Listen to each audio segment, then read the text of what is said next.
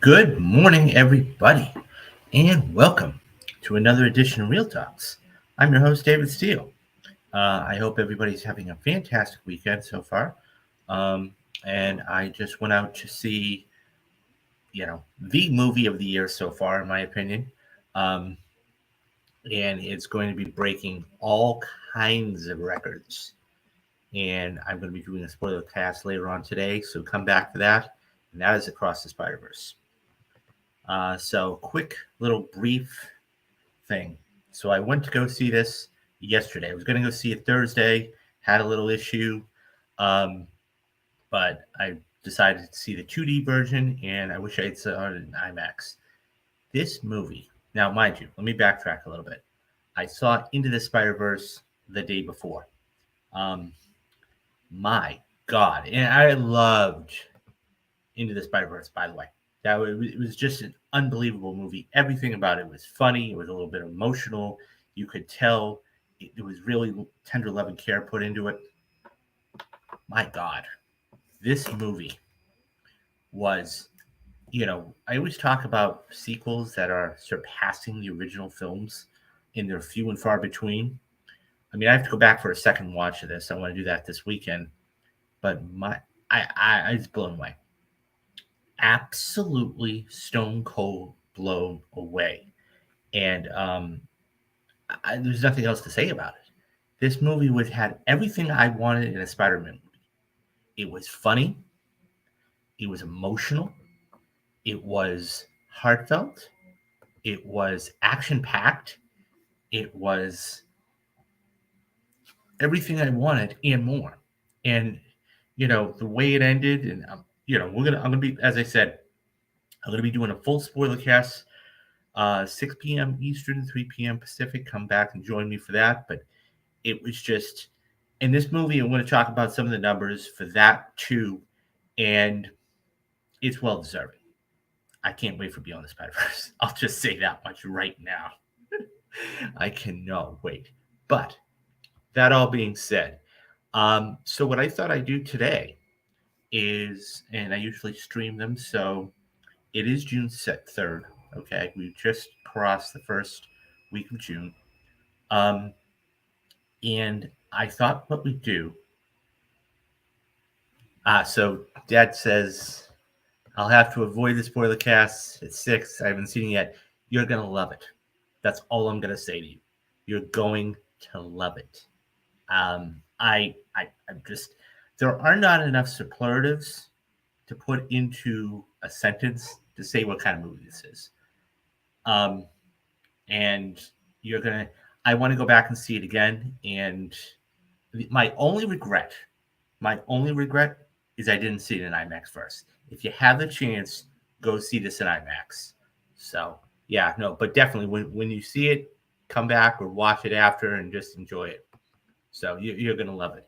So as I was saying, speaking of sequels, that because I was talking about sequels, right? And I was say, oh, it's hard to make a. I mean, I can count on both my hands basically how many sequels are better than the original. Okay, I mean, you have Empire Strikes Back, which we did for a perfect movie. We have Captain America: Winter Soldier, which we did for a perfect movie.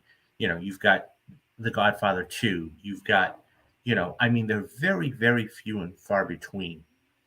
And we're going to be doing another this is our perfect movie series. And I'm going to be talking about a film today that is a perfect movie, in my opinion. I watched it the other day.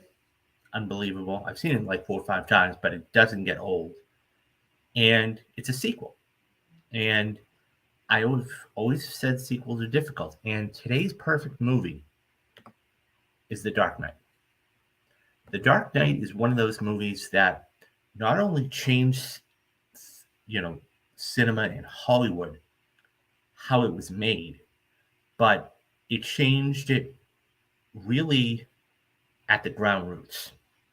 So, quick little backtrack.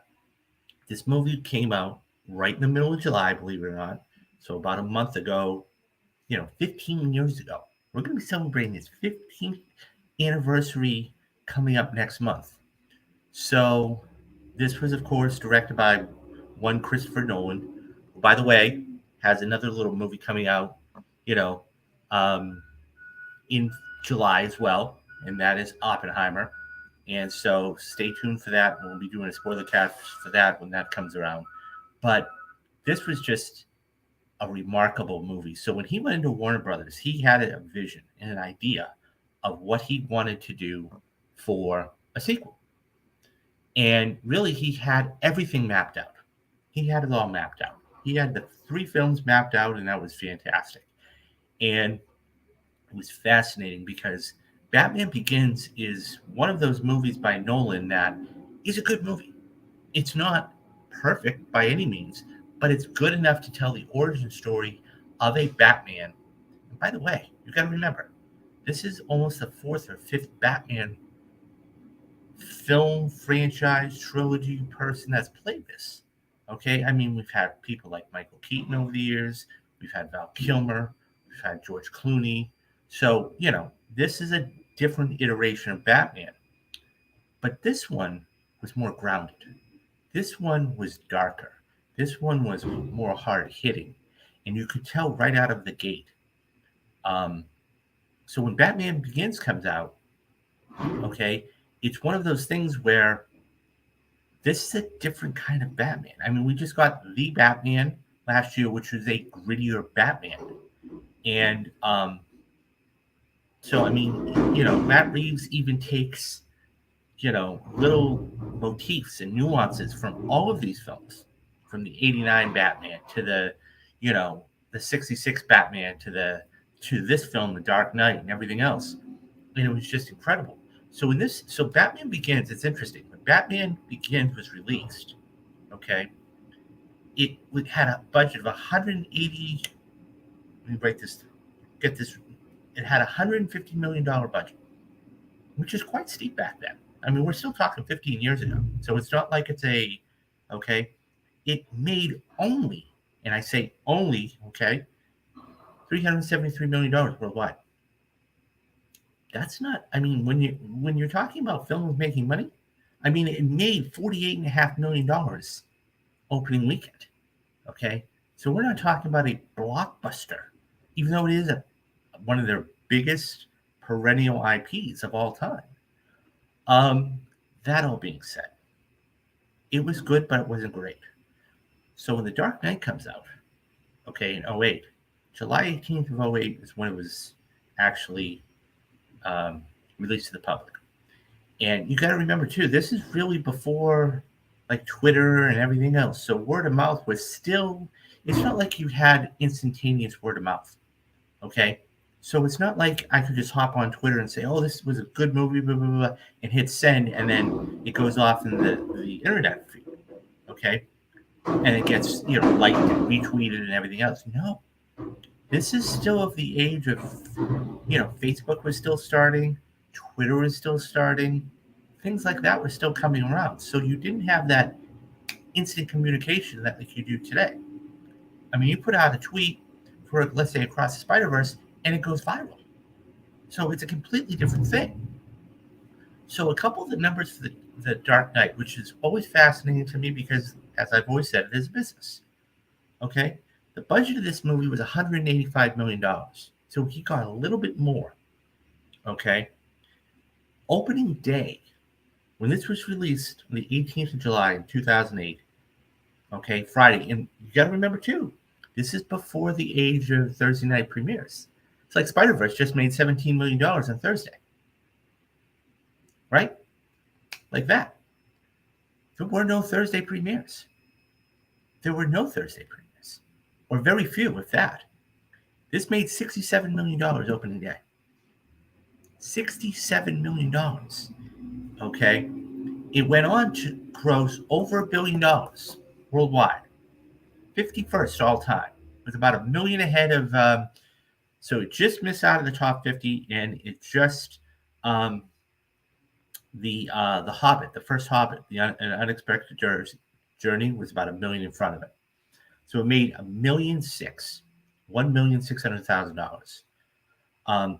535 million dollars domestic, which is great, phenomenal.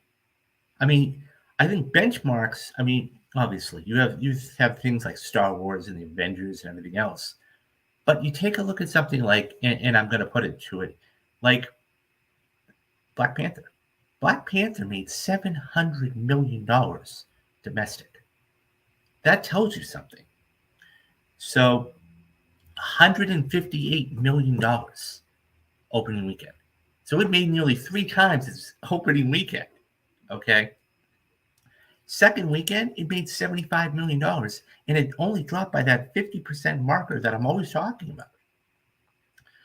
Um, so yeah, money aside, okay, money aside, this was an incredible film. This was a perfect film, and so I sat down and I watched it, and there are so many different elements to this film that is fantastic. And first and foremost, it's the cast. Okay, because and that's the thing. When we fan cast, even when we're casting, we say, "Oh, well, we want this person to play Superman, or we want this person to play that, or what." This is before the days of. Don't forget, this was the same year that Iron Man came out. Marvel was just barely getting started, so we didn't have all this fan casting. You know, so one of the big things of this, okay, was the cast, right? So Christopher Nolan had put it upon himself to cast, um, I think, one of the great actors at the time, Christian Bale. Okay, and with this, okay, so anybody who's not too familiar, there's Maggie Gyllenhaal right there, Aaron Eckhart, of course, Heath Ledger in the middle playing the incredible Joker, which we'll get to in a few minutes, and then Christian Bale, and of course, Nolan's on the right. So, couple quick stories. Maggie Gyllenhaal came in for Katie Holmes because I think with scheduling conflicts or she wanted too much money or whatever else. So it was a very easy switch, right? They could just put one actress in instead of the other. No big deal. Aaron Eckhart, okay, Christopher Nolan had actually seen him in the movie Thank You for Smoking. Thank You for Not Smoking. And um, so that's how he came on Nolan's radar. So he said, "Oh, I want this guy." Okay. And so the other two, okay, it was one of those things where, I mean, look, Heath Ledger had several different films out there, okay, including The Patriot and others, Brokeback Mountain and everything else. And I think Brokeback actually happened after. But nonetheless, an amazing actor, okay, that didn't never got enough credit, okay, um, and how he transformed himself. It's still one of the most eerie characters to this day. And then of course Christian Bale. If you didn't know, you wouldn't think he's British. He's British. He has an accent. So it's just amazing how they were able to drop that. And then of course, Nolan's there on the right, and he had a plethora of different films out. Inception, Memento, and all of these other films. So he knew what he wanted. So it all really started with the casting. But so even starting, okay, the beginning of the film, okay, and I'm not going to go beat by beat by beat, but how we're introduced to the Joker is just incredible. Because let's face it, when you are introduced to a protagonist or an antagonist, you want to get to know a little about them and everything else, and how they introduce and they go in for the bank robbery, and it's just like amazing. So when he shoots the guy, and he's on the ground, and he's basically almost gonna die. He's like, there's no honor among thieves, and he's like, "What do you believe in?" And he's like, "Well, I believe what doesn't make you, hurt you, does makes you stranger." And of course, he takes off the mask, and we actually see the Joker's face, and it's like, and then one of the proxies says, "Well, he should have had him bring a bigger car." With that's a lot of money. And of course, he shoots the guy. Ledger completely transformed this character into what he wanted, okay, and how he did it. And it's one of the most bone chilling, crazy, maniacal villains I think of the last 45 years, 50 years. I really do. I mean, when we talk about villains, we always talk about, Darth Vader and Hannibal Lecter and maybe, um, the guy from Psycho and everything else. But Ledger's right up there. This iteration of the Joker is right up there. And it's incredible. Um, and that being said, that's what makes him so, crazy and off the wall. Um, like even this is the scene where he goes in to face the mom, right? Where he comes in, he's laughing, and says, you know, who is this guy?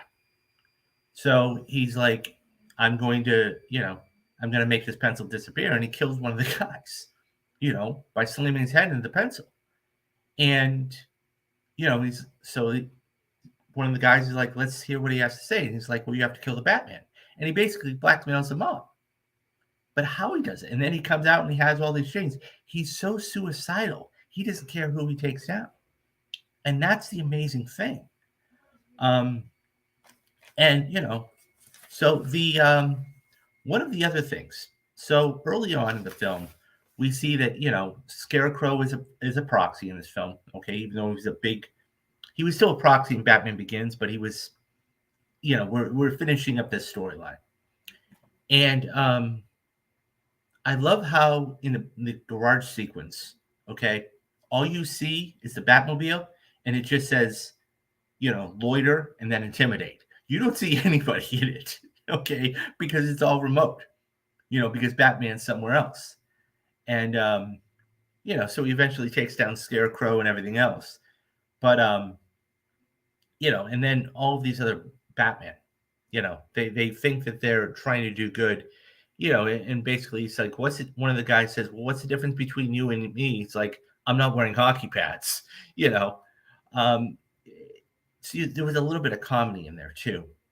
Um, so as I said earlier, one of the things about the casting in this movie, okay, if you don't have a good villain, it's going to be very difficult for anybody to believe that it's for the protagonist to actually win, right?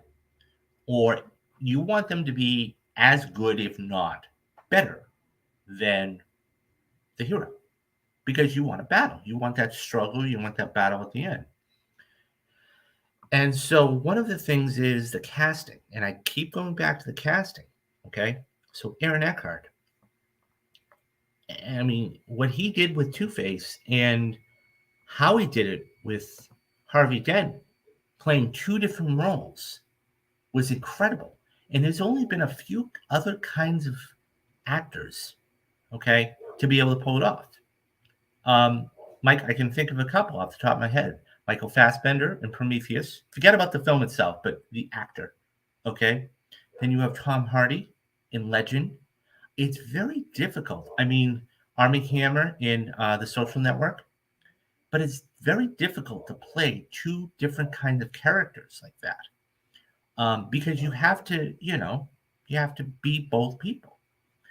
And so, all that being said, it's just what he did with this character, and this will be later on in the film, as we all know, is incredible. This shot here, I for sure thought my money was on. Now they got nominated for best makeup. They got nominated for 5 Academy Awards, and it won 2. One of them was sound design. Okay, the other one was, of course, the late Heath Ledger ended up winning. By the way, he would have won regardless. He was definitely the best performance of that year. Now the crew that they lost to was a curious case of Benjamin Button. So I mean, you can see why they lost. This, I think, is one of the best makeup jobs I've ever seen, hands down, bar none, without a doubt. Okay. But yeah, so I mean, Aaron Eckhart being able to play both characters. I mean, there's that scene when they're at dinner. They're all at dinner, and basically he says, and this could be true of, you know, um, of life too. Um, you can either die a hero or live long enough to see yourself become a villain. And it's just like, that's true. That's very true. And, so it was just an amazing way to show that. And going back to this mob scene again, okay, it was just one of those things I said, I love so later on in the film, we get this cross cutting, okay, because Gordon is actually going to go in and they're going to raid all these banks. And I love how the fact that we get Lau's voiceover, okay, with the mob, okay, and he's like, "Well, I had to move all your money, this, and this." As I said, the Joker was an amazing thing. The first time we see everybody together, the 360 shot on the roof, unbelievable. And by the way, it's used a couple times in this movie, and it's not a bad thing. Okay, one thing that and look, there's only so many different shots you can do when you're filming, right? And so when it's used effectively, it's one of the greatest shots ever used. And so that scene when they're on the roof and that slow 360 and they're all talking, it's done so well. And so he goes to visit Lucius, of course, and he talks to him and he says, do you want it? That's a nice suit. I mean, and by the way, I'm not even talking about Morgan Freeman. Morgan Freeman, even though we don't see him that much in this film, he's still very, very good. I mean, there are so many different images from this film that you could just put as wallpaper. I mean, it's like Spider-Verse 2, which I'll be talking about later today. I mean, this is one of those films, later in the film, after they think the Batman's been eliminated, this is one of the crazy shots, where he says, "What are you going to do with all your money?" He's like, "Well, I'm a cheap guy. I like cheap things, dynamite, gunpowder, and gasoline." And so he proceeds and he's like, the guy's like, "What are you doing?" And he's like, "Yeah, I'm only going to burn my half." But, I mean, everything Ledger was just, I can't gush enough about it. But let's move on real quick because the Hong Kong sequence. And I don't have any pictures of that, but the Hong Kong sequence is something that is just the way that was shot. And by the way, this is before the days of drones and everything else. Okay, or they were just starting to figure the drones out. I mean, he's standing on top. You get a wide shot, and he pans in. Okay, and we get him on top of that huge building, and he just jumps. I mean, we got to see Batman in action, and that whole Hong Kong sequence of him getting the guys and how he's going to get Lau back to the United States, and how it's done. It's incredible. I mean, you even get the comedy with Alfred when they cancel the ballet, right? And it's like one of those things where this movie has everything you want. It's a crime thriller. It's action packed. There's a love triangle. Okay, it's funny in certain situations, and it knows when it needs to be funny, and it's dramatic. And when you can mix all of those elements together, that comes in to be a perfect movie. And that's what this is. I mean, as I said, whether it was Morgan Freeman with the blackmail scene, when he's talking with the executive there, or it's talking about the suit or anything else. This film is, and let's talk about, speaking of action, let's talk about that other scene in the street with that whole sequence underground. Okay, when the Joker is trying to blow up that truck that has dent in it because he thinks that's Batman. And I thought it was kind of humorous. I mean, that's just the Joker's mentality. He writes the S on there instead of laughter. It's slaughter, um, But just that whole, and then, so they get up above, and that truck, how they flip that truck, and how one of the cool things about this, among other things, okay, was the toys. It was all of the toys that Bruce/Batman got to play with. And this is one of the little toys, okay, in the tumbler. And, that's, in the first film, he's like, yes, Mr. Wayne, it does come in black, you know. So, so this is his new Batmobile. And we see the different iterations of all of these things over the years. And even when that Batmobile gets banged up, okay, we think, okay, well, he doesn't have anything to drive anymore. Lo and behold, what comes out of it? The Bat Pod. And this is that sequence I was talking about with the truck. And it's so good in so many different ways. Yeah, and even so, the Batman, the new the Batman film that just came out, um, took all. That's why it was so good. A lot of people, I won't say a lot of people, some people have problems with the third act. It was good. Okay. The first two acts were magnificent. The third act was good, which made it a very good movie. Definitely not perfect. But what Matt Reeves did is he was bright enough that he incorporated um, all of these different things from all of these different Batman features, television. So anybody who has seen the film knows, okay, there are little Easter eggs in the whole film, whether it is the statue when Alfred's opening the letter there, okay, whether it's when Bruce drives up in that car, it's I mean right out of the 1966 Batmobile, okay, or you have the scene where he's talking with the Joker near the end, or the Riddler, okay, I'll get to that scene in a minute because that's one of the top 25 scenes ever put on film. But whether he's talking with the Riddler, okay, all of these nuances were put together. And when they're put together, that's what kind of film you get, a phenomenal film. So one of the greatest sequences, and I was just referencing it, one of the greatest sequences ever put on film, hands down, bar none, and I challenge anybody on this, okay, is the interrogation scene. It's the interrogation scene.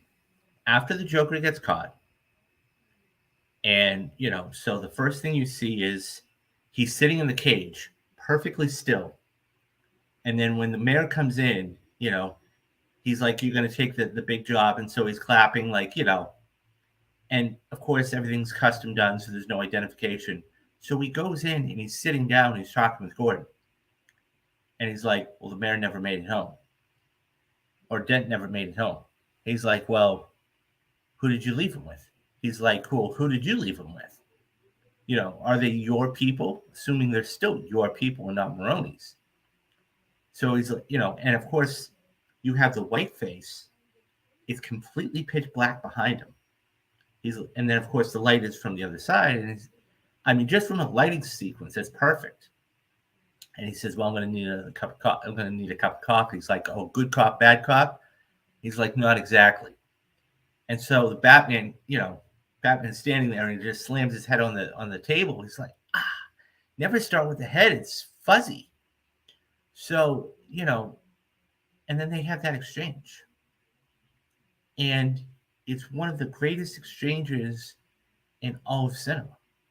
Even that when he's he puts the chair against the door, and that camera is tilted on its side because he slams him on the table, and we're seeing it from his point of view.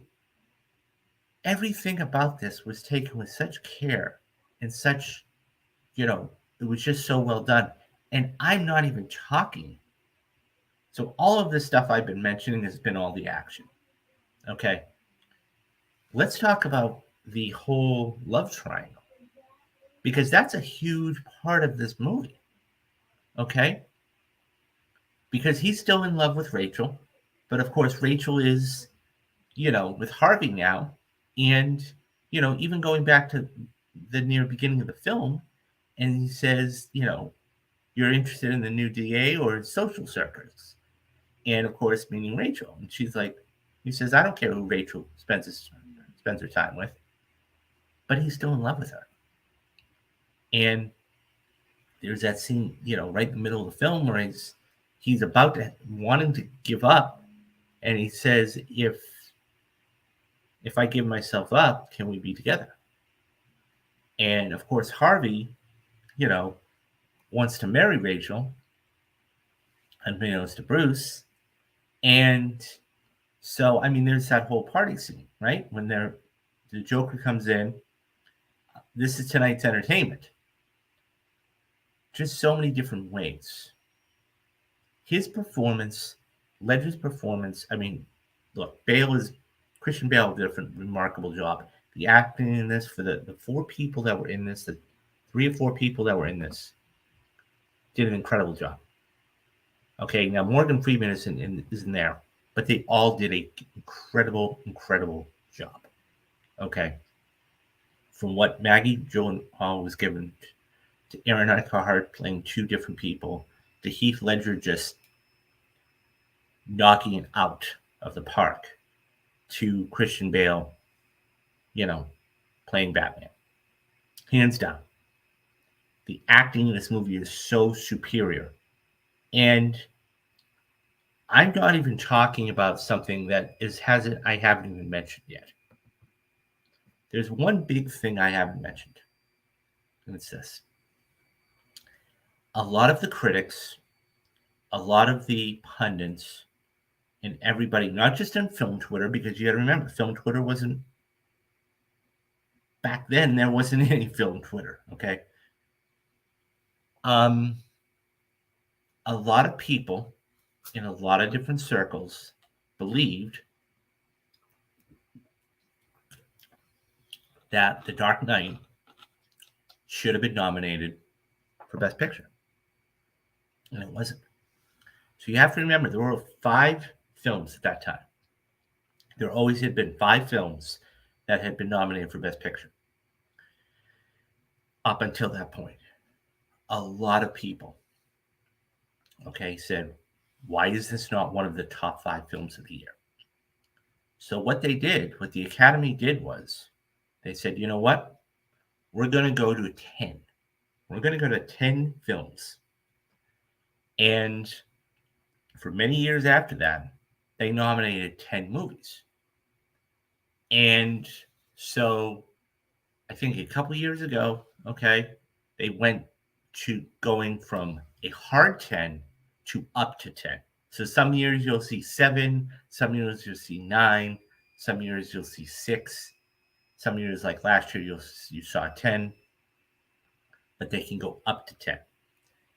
And grassroots basically changed cinema, and how it was done for the award season, and it's just an incredible thought in that respect, that you have this movie that this guy makes in Nolan, and look, this is another iconic shot of after Rachel, when she gets, so the bombs go off. Gordon goes to try to save Rachel. Dent is saved by Batman. So this is the shot where he's standing in the rubble, looking down, and he finds Harvey's coin. And of course, that's how he gets the name Two-Face. Of course, early on in the film, Gordon and Dent were talking. It's like, I investigated some of your people, but he never says the name, right? Of course, another brilliant thing, because we leave it till later on. That being said, this is one of those scenes, as I said, or those shots that just, it's amazing. And so he finds the coin. And one side it was a 2-headed coin. And, one side was fine and the other side was burnt. And then the next shot you see, okay, is when he goes to place it at Harvey's bedside table, okay, when he's in the hospital. And, it's one of those things, Gordon comes in and they have that exchange. And even how he was introduced. Let's talk how Two-Face was introduced for a minute, okay? Basically, like, he came in, he's like, Harvey, I'm sorry, who was the people that, Rachel, who picked up Rachel? He's like, why would you believe me now? He's like, I'm sorry. He's like, who was it? And so, he turned his head briefly, and then the editing was just magnificent. And then he turns his head back, so you see the, unburnt portion of his face, and he's like, I'm sorry. He's like, no, you're not, but you will be. So, and that's the first shot you see, and it's just like, wow. This film, on so many different levels, from the stunts to the acting to the love triangle to everything about it. I mean, I think personally, this is, um, I think this is Christopher Nolan's masterclass. I do. I look. I've seen a lot of movies. I've seen a lot of Nolan movies. Okay, Inception, Memento, all these other films. I think that Inception, Memento, Dunkirk, Insomnia, and some, which was rated R, and Oppenheimer just got an R rating, first one in 20 years. The point is, this is his master class. Absolutely, hands down, without a doubt in my mind. I made some notes, the interrogation scene. And so, really, once Rachel, so I have here the start of so this is really two movies in one, right? You have the whole thing with the Joker, and then once Dent becomes Two-Face, it's the start of the second movie, okay? Because now you have Dent and Two-Face. And so, that being said, he lets the Two-Face off the chain, and so it's an amazing thing in and of itself.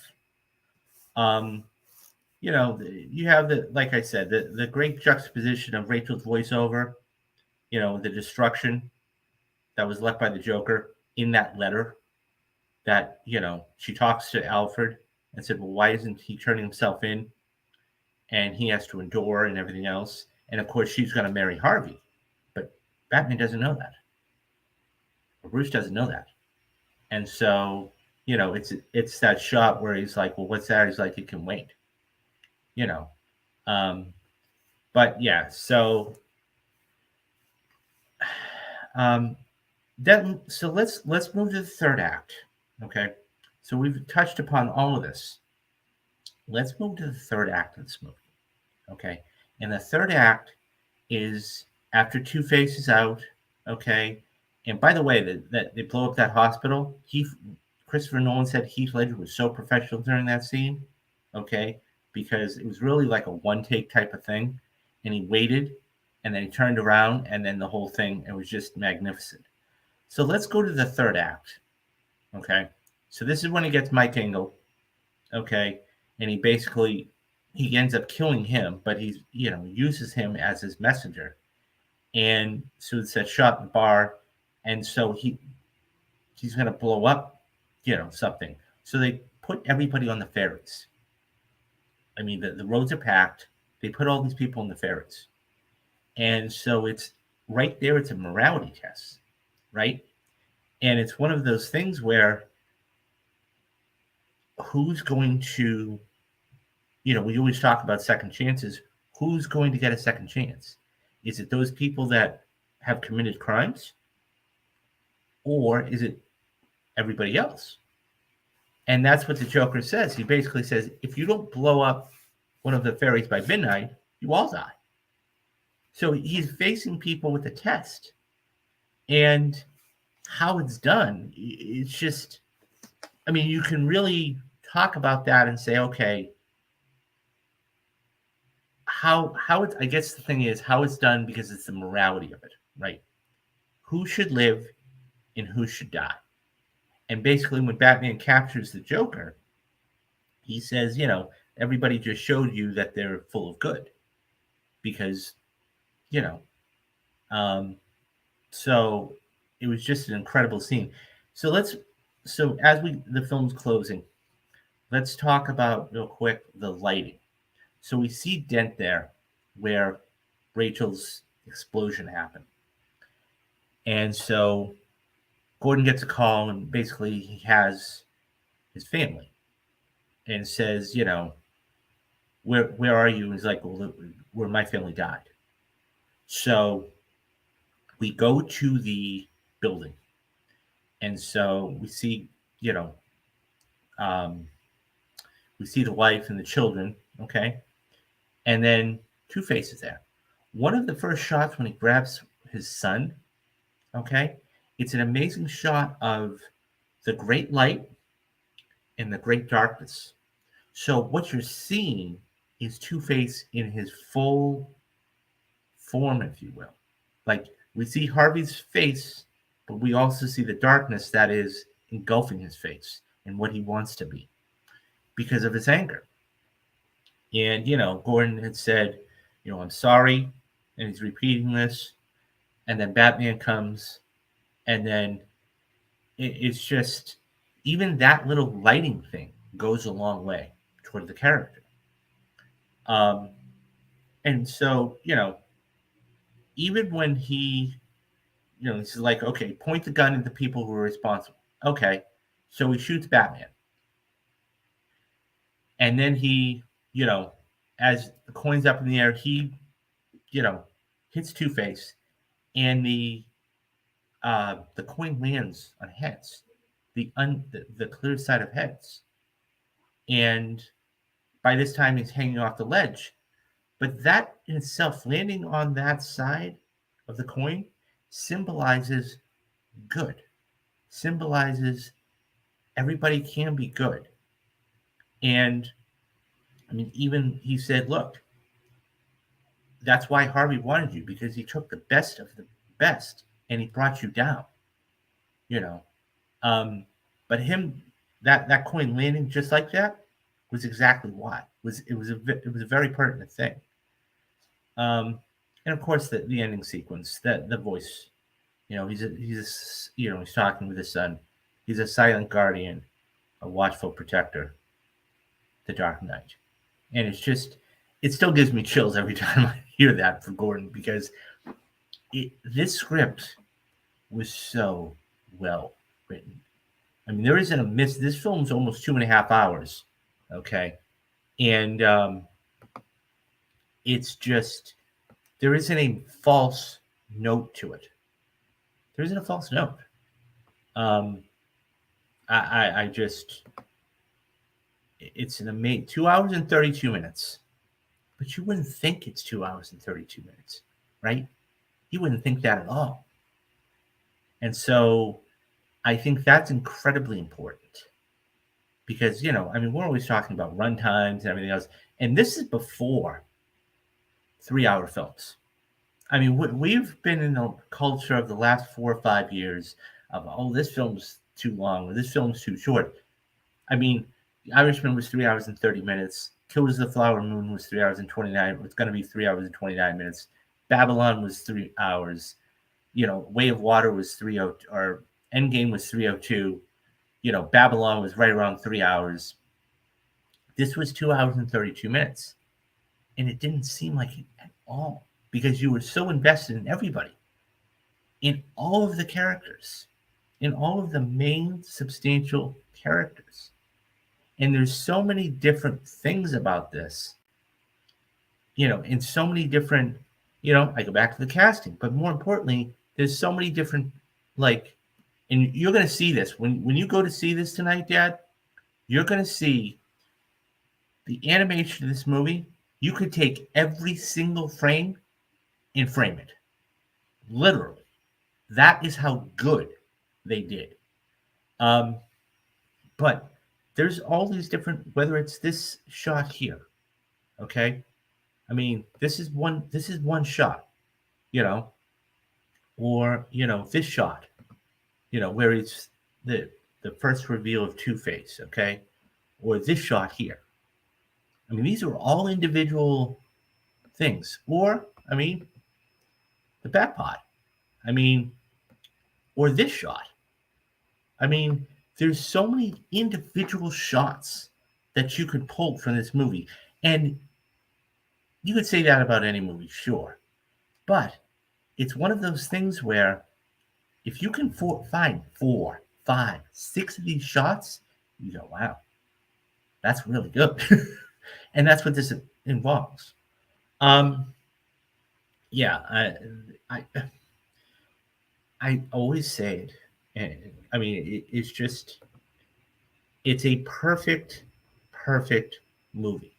And I'm not saying it because it made $1 billion. And I'm saying just on its surface, okay, not only did it change the way we look at cinema, because it fundamentally changed the Oscars, not only did it have great acting performances in it, a la Heath Ledger, Christian Bale, everybody else, not only did it have the action you wanted, but it had the love triangle and the drama there. Okay, it was a mixture of everything, and it was combined so well. And I think the last thing is this: Nolan had a plan. Nolan had a plan. He had a plan when he went into pitches to Warner Brothers. So, Dad says, so if this is a perfect movie, is Bale a perfect Batman and Ledger a perfect Joker? Um, Interesting.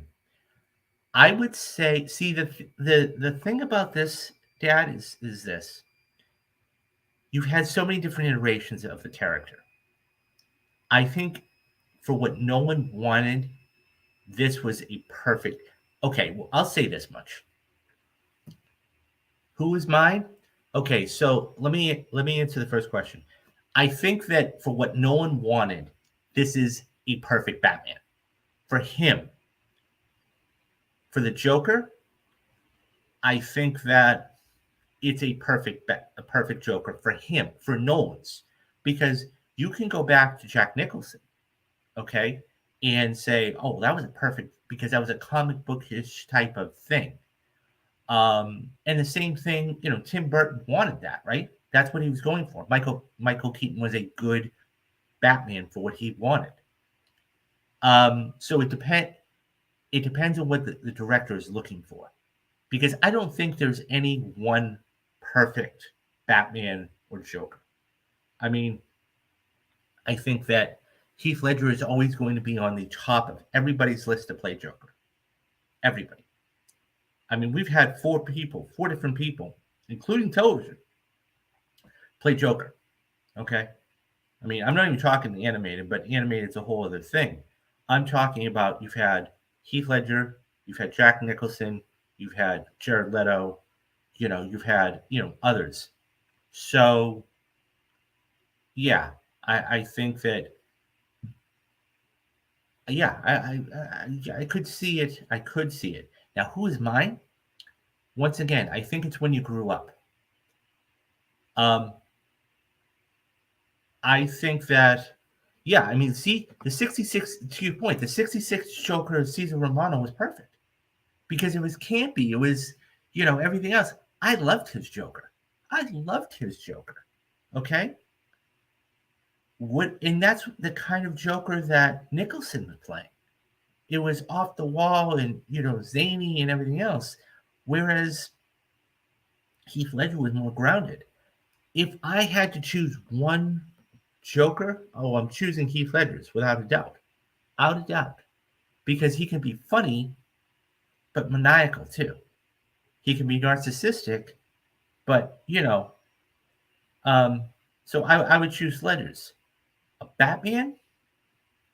And by the way, I totally forgot about Ben Affleck, but, but I would say, I would probably say Christian Bale.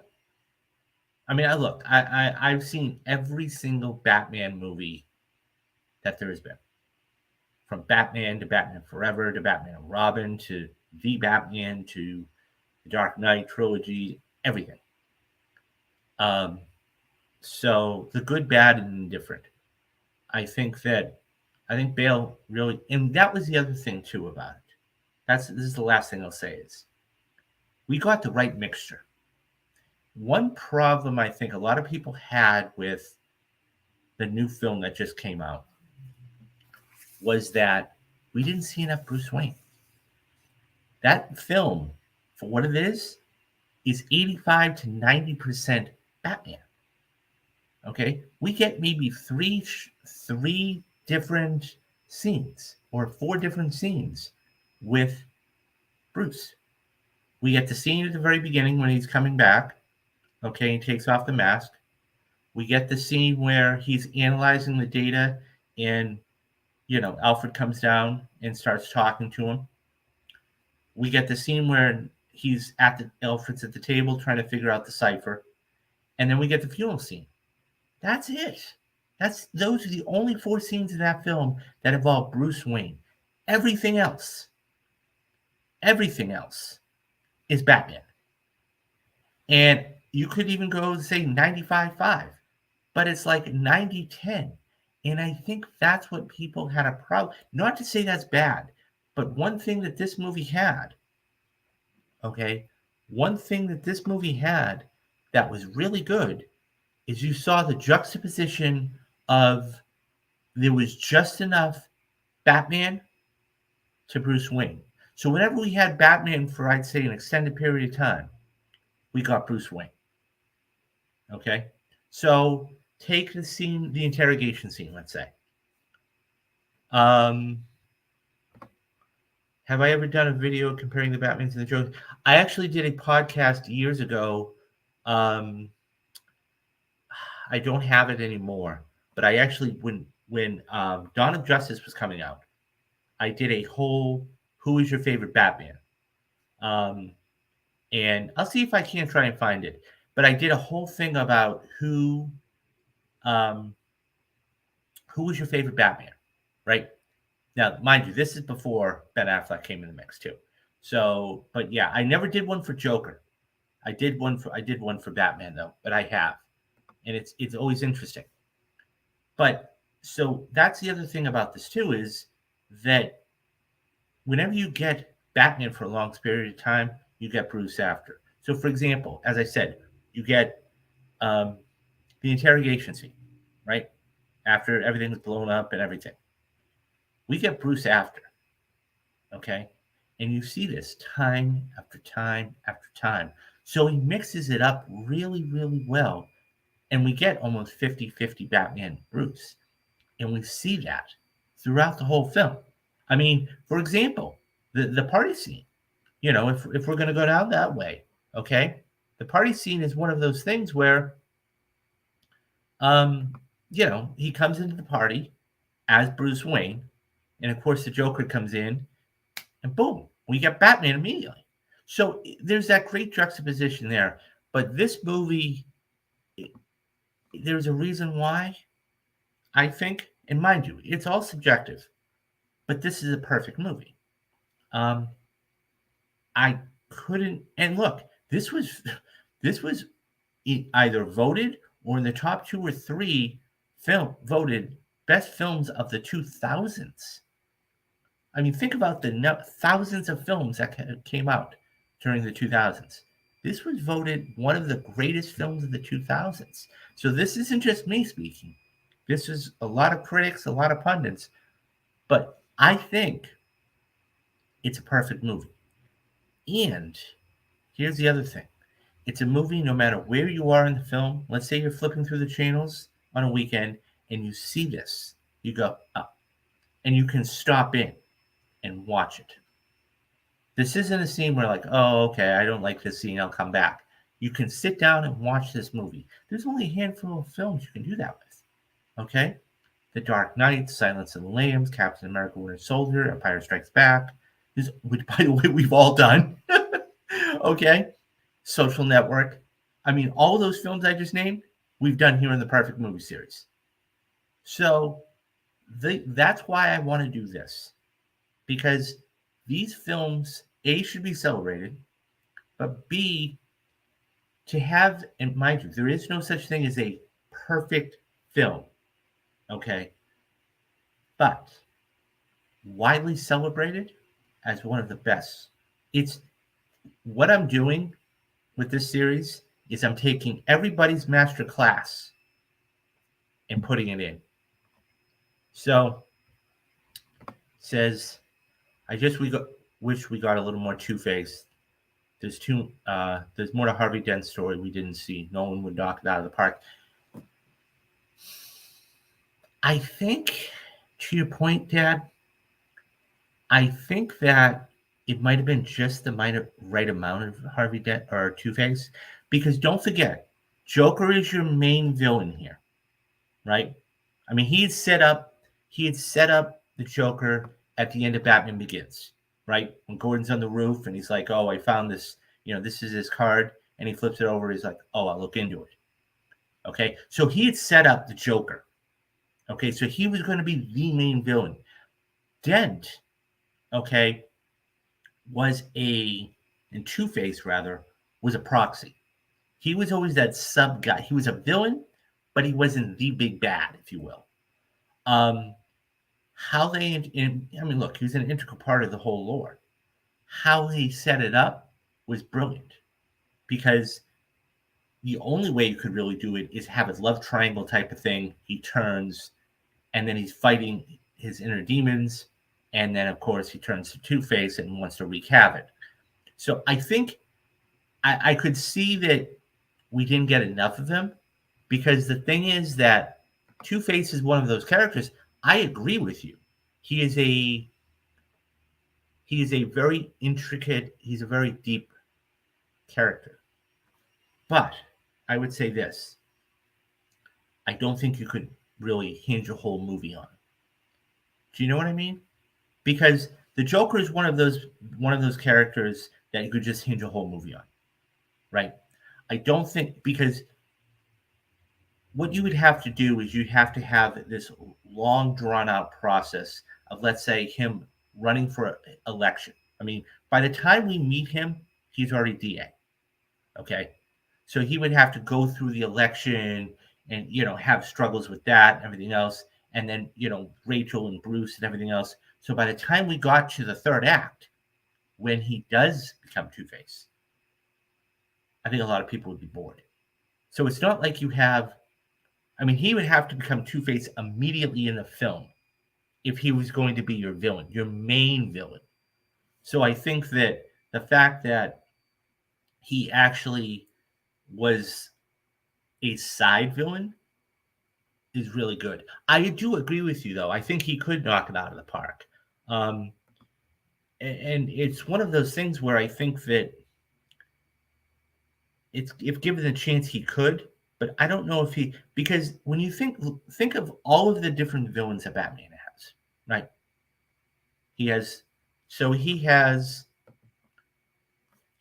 Joker, okay? He has the Penguin, he has the Riddler, he has Two-Face, he has Mr. Freeze, and I mean, if you want to put Catwoman in there, okay, Catwoman, excuse me, and then you have, maybe one or two other villains. He's kind of low on the list. So if he were a Riddler, like that's why Matt Reeves selected the Riddler for this last Batman movie, because he could carry a movie.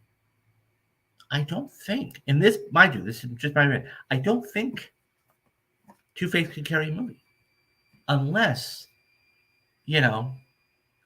maybe, and that's the thing. It's such a quick turn, if you will, and how it happens, right? So I don't know. I could see it. I don't know. I mean, maybe you could have done a Two-Face movie all by itself, but that would have been hard. That would have been very, very hard. So, but I understand your point, though. I get it, because, you want to see Two-Face but you don't want it to. And that's the other thing too. With Ledger's performance, with the Joker's performance and what he did, it would kind of take away from it too. I think that, and that's what I mean. Aaron Eckhart does not get enough credit for what he did as Two Face and Harvey Dent.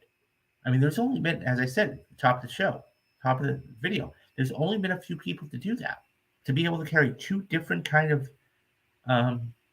roles. I'm thinking of Arm& Hammer in The Social Network.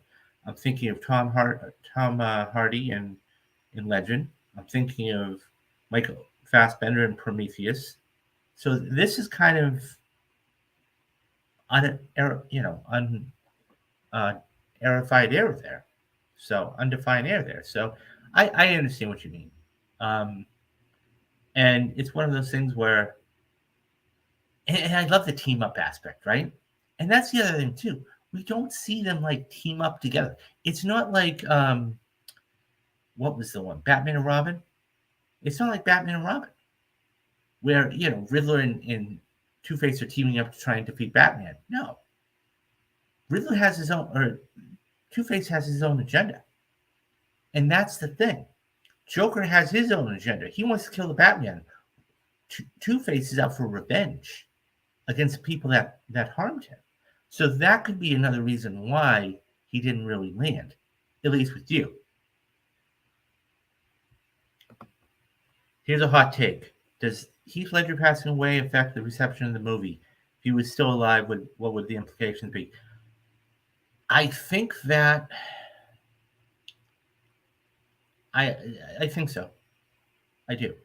Now, that being said, he would have still won the Oscar. Hands down, no doubt in my mind. I think that if he were still here with us today, looking back, I think people would say, if they were going to do a Heath Ledger ranking, every single one of those people would have the Joker one at the number top, at the top. I think that when you always lose actors and actresses young that are popular, okay, I'm talking about like a Heath Ledger, I'm talking about like a River Phoenix, I'm talking about even Elvis Presley, I'm talking about James Dean. They are all revered that much more. They were revered when they were alive, but they were revered that much more. Okay. Michael Jackson. I mean, when you have artists and performers that do pass away young, it absolutely takes away. There is that lore about it, if you will. So, like, this was his last performance. This is the way he's going to be remembered. Okay, I mean, yes, he was in The Patriot. Yes, he was in Brokeback Mountain. Yes, he was in several other films. But this is what he's remembered for.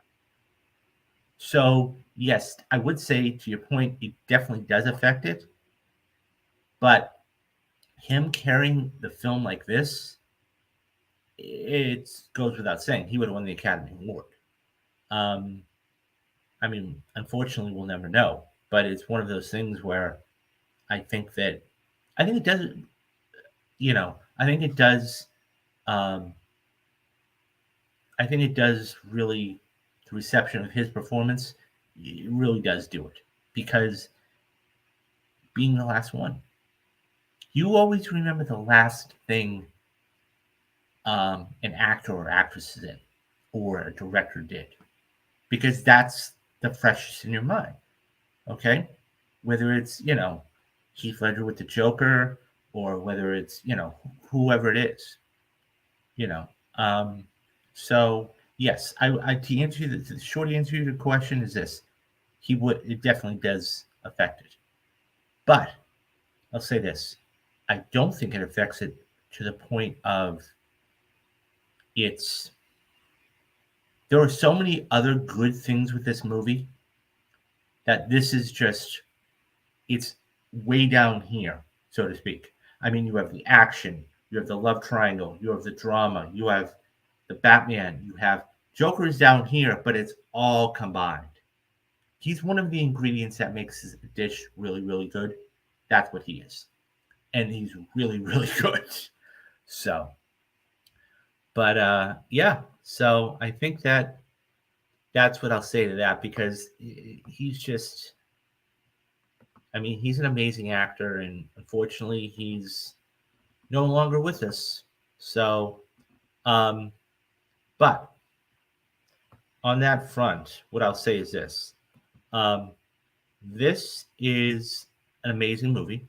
This is a perfect movie, in my opinion, and I think that, you know, we're gonna. It's fascinating because this is the 15th year anniversary of this movie, right?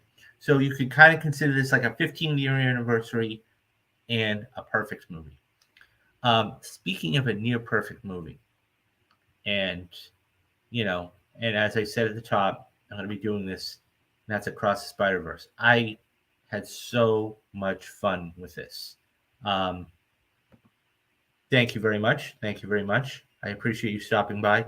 You're going to have a blast when you see this. I can't wait for you to come back and tell me all of the things. Now, I'm curious. You saw Into the Spider Verse, right? I'm not sorry. In, inside inside the Spider Verse. You saw Inside the Spider Verse, Dad. So, um, you saw the first film. So you're going to have so much fun with this. Now, a couple quick questions. Number one, did you see the first film? And number two, which format, if you have, which format did you see it? Did you see it in 2D, or do you see it in IMAX? Or okay, so you saw the first film. Which format did you see it in? What do you remember? Because the one regret I have is not seeing this in IMAX first. I mean, don't get me wrong, I can't wait to go back and see it again. But I wish I had seen this in IMAX first. um, and so 2D. Okay. Yeah. So yeah. Okay.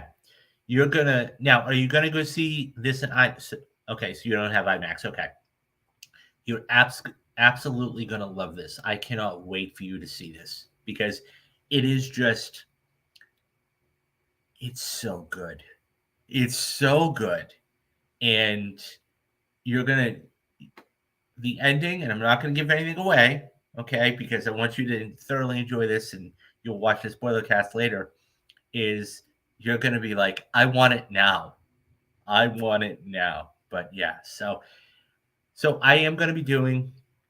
Come back and join us. I know Dad's going to be going to see this later on, but come back and enjoy um, Across the Spider Verse, because I'm going to be talking about it in full.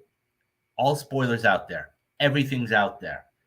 And this movie was just phenomenal, and it's going to have legs, and it's going to do really well. So that is going to do it for the perfect movies. Um, so that was June, and by the way, guys, not only June, go back and look at all the other movies that we've done. This is what kind of content I'm bringing you on a monthly basis with this. I mean, starting out with Silence of the Lambs, we did Captain America: Winter Soldier in February. We did Heat in March. We did The Social Network in April. We did, something else in May. Okay. We got this in June. These are the films that I'm going to be bringing: Spotlight, Pulp Fiction, all of these movies as the perfect movies. So stay tuned for the spoiler cast. This is, going to be the second spoiler cast I'm going to be doing. Of course, the first one was Fast X. I am going to be getting this podcast back shortly, hopefully in the next couple of days. I'll be putting all those, that is all the audio from all the shows from the last 2.5 weeks, or 3 weeks, including spoiler cast, excluding this one, but I'm going to put up Creed 3 and Fast X and everything else. So that was going to be there. I'm going to start editing those other ones, so I'm caught up. So we have that. So if you can't catch the show, guys, you'll always have the audio show. Go to your favorite podcasting site, iHeartRadio, Spotify, Apple Podcasts, and you'll be able to check it out there. Mission Impossible. I'm going to sit down probably tomorrow and watch another Mission Impossible movie, That will be Mission Impossible 3. Um, I think arguably one of the best films of the franchise. So that will be good. That's all going to be leading up to Dead Reckoning on the 12th. And there's an interesting story. Come back tomorrow, guys, because there's a fascinating story between Oppenheimer and Tom Cruise is not happy. So stay tuned for that. But nonetheless, at the Mission Impossible rewatch series. And don't forget, guys, so there's a couple different ways you can help me out. Number one is hitting that join button. And I know some people have already. Thank you. You were one of them, Dad. Number two, Patreon. I'm good. So right now, I'm going to have 2 movies up there for the month of June. It's going to be Training Day. Okay. That's going to be Rewatch Wednesdays. That's $10 a month. Okay. And then Mob Mondays. And that's, I'm going to pick out another mob movie. I think I know what I'm going to do. And that's going to be $5 a month. So you can do that. As I said, hit the join button. It's only a couple bucks a month. Or Father's Day is coming up. Want a really good Father's Day gift? T-shirt or a mug. Really good at the store. And then, yeah, there's super chats and everything else and all this stuff. So, and I'm bringing you all this stuff, guys. So, if nothing else, please hit that like and subscribe button. That's going to get this out. And look, don't take it from me. Watch the trailer on the channel. If he doesn't get you interested in the channel, I don't know what will. Okay, so that's going to be about it. I'll see everybody back in a couple hours. Dad, you have a good time at the movies, and I will see everybody later. So do the 3 things you need to do. Be safe, be careful, and have a great rest of the weekend. I am David Steele, and you have been watching Real Talks. Bye-bye, guys.